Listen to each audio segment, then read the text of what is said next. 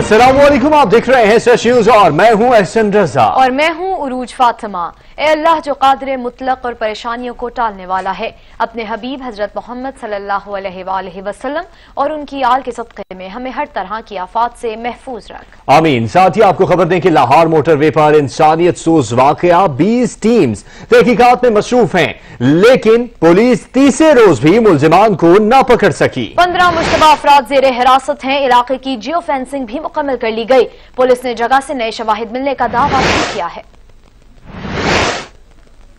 Motorway दरिंदगी case में मुलजिमान की गिरफ्तारी के लिए सूबाई हुकूमत ने कमर कस ली। इंसानियत सोज वाक़े के बाद कानून नाफिज करने वाले इदारे मुतहर्रिक और मुलजिमान को जल्द कटहरे में लाने के लिए पुरअज़्म हैं। पुलिस हुकाम ने मुतासिरा खातून की घड़ी और अंगूठी मिलने का दावा किया है, जबकि केस में 15 मुश्तबा अफराद को हिरासत में लिया गया है। वज़ीर आला पंजाब ने तहकीकाती कमेटी के सरबराह वज़ीर कानून राजा बिशारत से राब्ता करके तहकीकात को जदीद और साइंटिफिक अंदाज से आगे बढ़ाने की हिदायत की। उस्मान बुज़दार कहते हैं, तमाम पहलुओं और जावियों को मद्देनजर रखकर तहकीकात को मुकर्ररा मुद्दत में मुकम्मल किया जाए। IG पंजाब इनाम गनी ने भी जगह का दौरा किया और मुश्तरका टीमों की पेट्रोलिंग का जायजा लिया। IG पंजाब ने तमाम दाखिली और खारजी रास्ते का मुआयना किया। मुलजिमान को जल्द गिरफ्तार करके कानून के कटहरे में लाने के अज़्म का इजहार भी किया। तहकीकाती टीमों ने वारदात के अतराफ में 3 गाँव के मर्दों का DNA सैंपल लेने का फैसला किया है। अब तक 70 अफराद के DNA सैंपल हासिल कर लिए गए हैं। DNA सैंपलिंग मुकम्मल करने के लिए दुबई से मखसूस केमिकल मंगवा लिया गया है। दूसरी जानिब IG पंजाब के जाली ट्विटर अकाउंट का इंकशाफ हुआ है।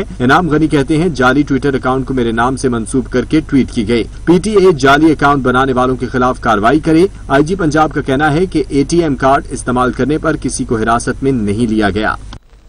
लाहौर मोटरवे दरिंदगी वाक़े पर वज़ीर आला पंजाब ने तहकीकाती कमेटी बना दी। वजीर कानून का कहना है कि हम कोशिश कर रहे हैं मुजरिमों को गिरफ्त में लाने की, और साथ ही साथ उन्होंने कह दिया कि CCPO का बयान बिल्कुल गलत था, हम उसकी मुज़म्मत करते हैं।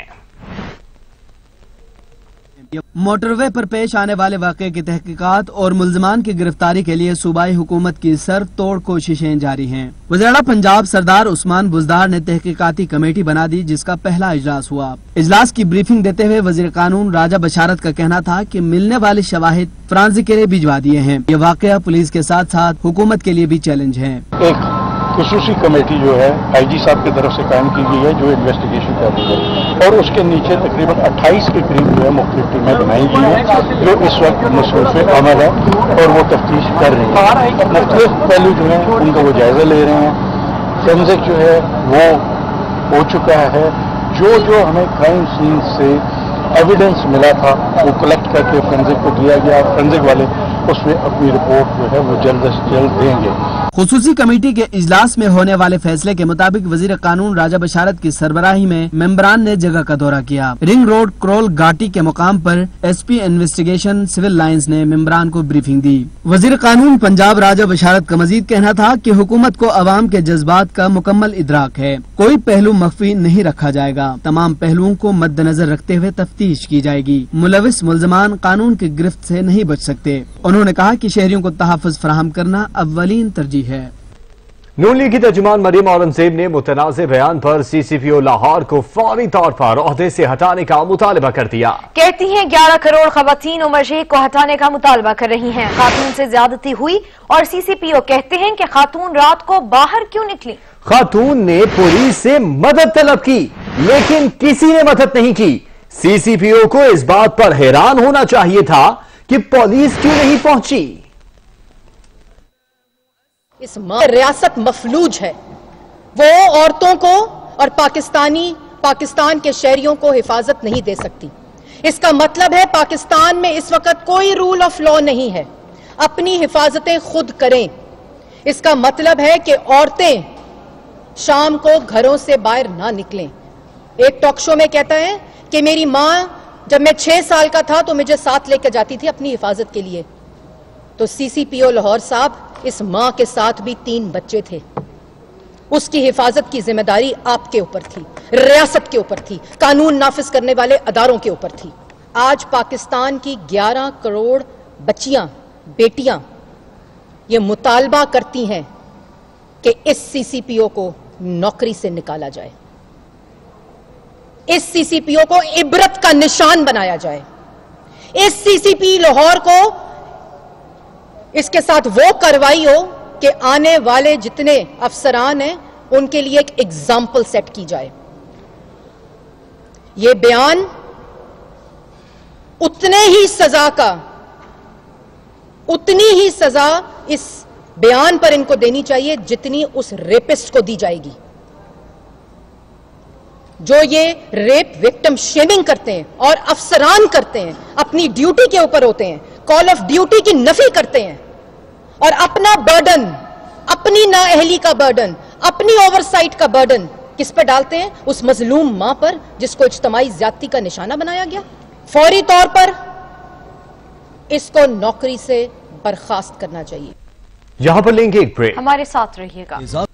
कौमी असम्बली की कायमा कमेटी मजहबी उमूर ने मोटरवे केस की शदीद मजम्मत करते हुए मुत्तफिका करारदाद मंजूर कर ली। उधर खवातीन पार्लियामेंटेरियंस के वफ्द ने आईजी पंजाब से मुलाकात करके अपने तहफ़्फ़ुज़ात से आगाह किया।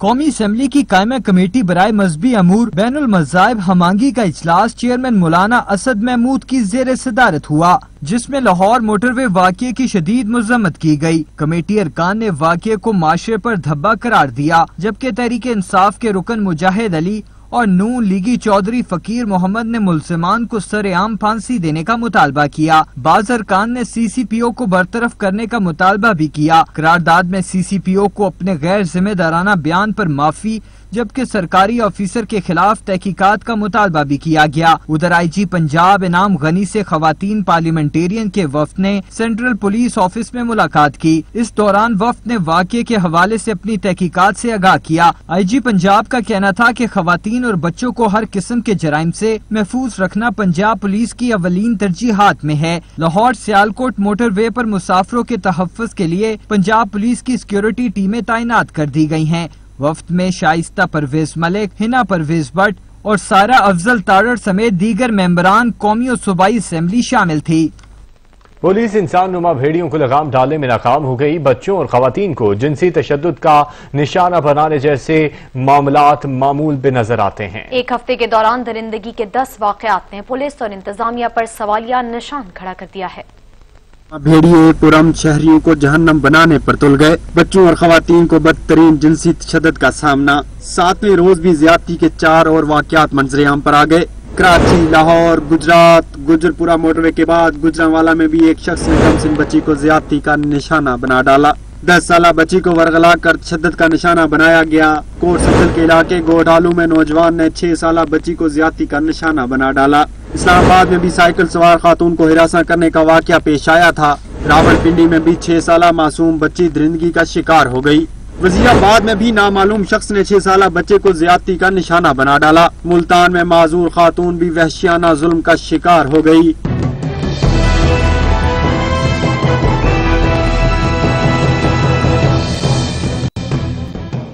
पाकिस्तान में रवां साल के दौरान बच्चों के साथ ज्यादती के 100 से ज्यादा केसेस सामने आए हैं। इनमें से 61 केसेस सिर्फ मार्च में रिपोर्ट हुए। तहफ़्फ़ुज़े निस्वा यूनिट के मुताबिक पंजाब में साल 2018 में खवातीन के साथ ज्यादती के 2937 वाकयात पेश आए थे, जबकि साल 2019 में खवातीन से ज्यादती के वाकयात में मजीद इजाफा हुआ है और ये तादाद बढ़कर 3387 तक पहुँच गई है। पिम्स इंतजामिया के साथ माली मामलात की क्लियरेंस का मामला हिरासती के केस में बदल गया। खातून नर्स की जानिब से deputy executive director doctor Iqbal Khan Durrani पर हिरासत करने का इल्जाम और थाना कराची कंपनी में मुकदमा भी दर्ज करा दिया। पिम्स इंतजामिया ने खातून नर्स के इल्जामात का नोटिस लेते हुए फैक्ट फाइंडिंग कमेटी कायम कर दी है और chief nursing superintendent Humaira Khurshid की सरबराही में डॉक्टर उनीजा जलील और चौधरी अजीज अंजुम इंक्वायरी करेंगे। कमेटी की जानिब से 3 रोज में report joint executive director doctor Minhaj Siraj को पेश की जाएगी। Deputy executive director doctor Iqbal Khan ने खातून के खिलाफ कानूनी चाराजोई का फैसला कर लिया है।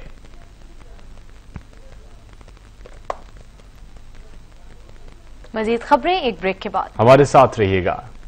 वजीर आज़म इमरान खान कहते हैं बलूचिस्तान के हर इलाके की तरक्की और खुशहाली के लिए तमाम वसाइल बरूएकार लाएंगे। हुकूमत की अव्वलीन तरजीह पसमानदा तबकात की फलाह बहबूद और पसमानदा इलाकों की तरक्की और खुशहाली है। वजीर आजम इमरान खान एक रोजा दौरे पर कोयटा पहुँचे, जहाँ उन्हें बलूचिस्तान में अमन व अमान, तरक्याती मंसूबों, बारिश और सैलाब से होने वाले नुकसानात पर ब्रीफिंग दी गई। वजीर आला बलूचिस्तान जाम कमाल खान ने भी वजीर आजम से मुलाकात करके बलूचिस्तान की तरक्की के मामलात, वफाकी हुकूमत के तावन समेत बामी दिलचस्पी के दीगर अमूर पर तबादला ख्याल किया।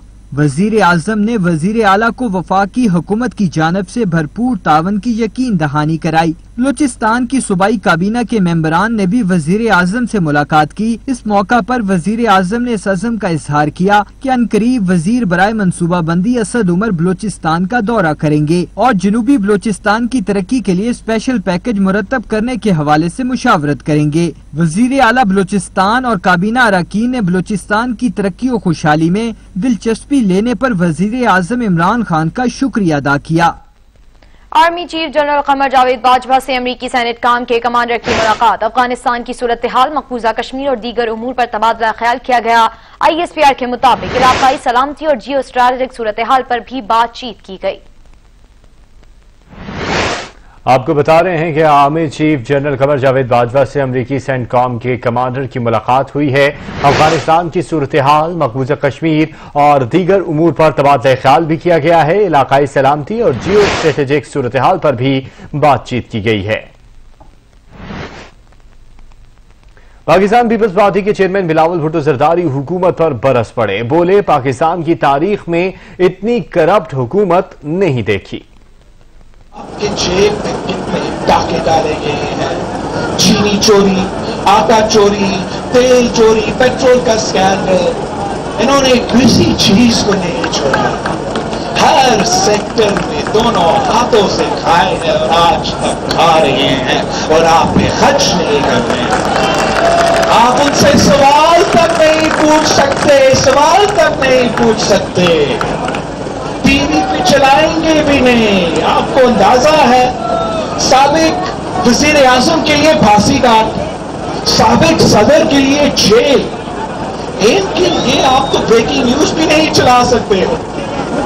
वजीर आजम, उनके वजीर तो दूर की बात है, स्पेशल असिस्टेंट जो मुंतखब भी नहीं होते हैं, जो एक नोटिफिकेशन पे लग जाते हैं, जिनका माजी सबको पता है, वो सब अरबपति निकले हैं। यहाँ पर वक्त हुआ है एक ब्रेक का, हमारे साथ रहिएगा। ब्रेक के बाद आपको बताएंगे chairman CPEC authority Asim Salim Bajwa का कहना है कि सीपैक के तहत मंसूबों पर काम तेजी से जारी है। समाजी राब्तों की वेबसाइट ट्विटर से जारी अपने पैगाम में आसिम सलीम बाजवा का कहना था कि गवादर ईस्ट बे एक्सप्रेस पर काम 80% मुकम्मल हो गया है। उनका कहना था कि ईस्ट बे एक्सप्रेस पर तारकोल डाल दिया गया है। शाहराह की तामीर से गवादर बंदरगाह के ऑपरेशंस में तेजी आएगी। आसिम सलीम बाजवा का कहना था कि ईस्ट बे एक्सप्रेस बंदरगाह को कोस्टल हाईवे से जोड़ेगी। गुज़िश्ता माह chairman CPEC authority Asim Salim Bajwa ने अपने ट्वीट में कहा था कि मकामी अफराद को तरजीह बुनियादों पर रोजगार के मौके भी फराहम करेंगे। बानी पाकिस्तान हजरत कायद-ए-आज़म मोहम्मद अली जिन्ना की यौम पैदाइश आज मनाई गई। कायद-ए-आज़म मोहम्मद अली जिन्ना कैसा पाकिस्तान चाहते थे? आपकी सियासी बसीरत क्या थी? क्या 1947 के बाद का पाकिस्तान या आज का पाकिस्तान वाकई जिन्ना का पाकिस्तान है? ये वो सवाल है जो आज हर पाकिस्तानी के जहनों में मौजूद है। यूं भी हमें आजादी की दुनिया हुई हैरान, है कायद-ए-आज़म तेरा एहसान है। तारीख में बहुत कम अफराद हैं जिन्होंने तारीख का रुख मोड़ दिया, दुनिया के नक्शे पर तब्दीली ले आए या एक कौम के तस्वुर को रियासत में समो दिया। मगर कायद-ए-आज़म मोहम्मद अली जिन्ना ने हैरत अंगेज तौर पर ये तीनों मार्के सर करके तारीख में अपना नुमाया मकाम बनाया। तहरीके आजादी पाकिस्तान जब जोरों पर थी तो एक नारा जबान ज़द-ए-आम हो गया। पाकिस्तान का मतलब क्या? ला इलाहा इल्लल्लाह। ये सिर्फ नारा नहीं था बल्कि हर उस दिल की तर्जुमानी थी जो अपनी जान, अपना माल, हत्ता कि अपनी इज्जत भी इस मकसद के लिए इस तरह कुर्बान करने को तैयार था।